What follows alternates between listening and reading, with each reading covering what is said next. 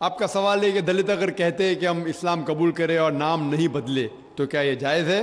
اور ختنہ نہ کرے جائز ہے؟ نام بدلنا اسلام میں فرض نہیں ہے. نام بدلنا اسلام میں فرض نہیں ہے. اگر آپ کا نام شرکانہ نام ہے تو بدلنا فرض ہے، ورنہ نام بدلنا فرض نہیں ہے.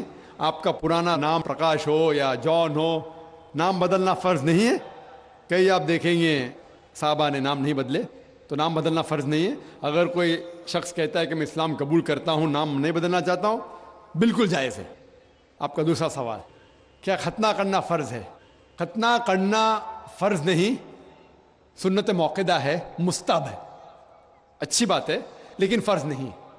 وہ ہمارے ہندوستان میں سرٹیفکیٹ دینے کے لیے ختنہ کرنا فرض ہے ہندوستان میں. آپ باہر جائیں گے تو ختنہ کرنا فرض نہیں، لیکن ختنہ کرنا اچھی بات ہے، بہترین ہے الحمدللہ، لیکن فرض نہیں ہے.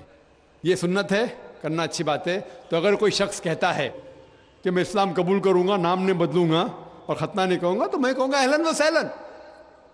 کم از کم شرک سے تو بچے گا، کم از کم دوزخ سے تو بچے گا، جنت میں جائے گا انشاءاللہ.